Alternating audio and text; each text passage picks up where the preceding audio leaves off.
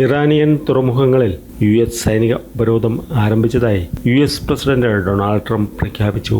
Hormuz കടലിടുക്ക് വീണ്ടും തുറക്കുന്നതിനും യുദ്ധം അവസാനിപ്പിക്കുന്നതിനുമുള്ള കരാറിൽ ഒപ്പിടുന്നതിന് ഇറാനെ സമ്മർദ്ദത്തിലാക്കാനുമാണ് ഈ നീക്കമെന്ന് ട്രംപ് വ്യക്തമാക്കി. US ഉപരോധത്തിന് പിന്നാലെ കനത്ത തിരിച്ചടി നൽകുമെന്ന ഭീഷണിയുമായി ഇറാൻ രംഗത്തെത്തിയിട്ടുണ്ട്. പേർഷ്യൻ ഗൾഫിലെയും ഒമാൻ ഉൾക്കടലിലെയും തുറമുഖങ്ങളെ ലക്ഷ്യം വയ്ക്കുമെന്നാണ് ഇറാന്റെ മുന്നറിയിപ്പ്. US സഖ്യത്തിലുള്ള രാജ്യങ്ങളിലെ തുറമുഖങ്ങളും തങ്ങളുടെ ഭീഷണിക്ക് കീഴിലാണെന്ന് ഇറാൻ വ്യക്തമാക്കിയിട്ടുണ്ട്.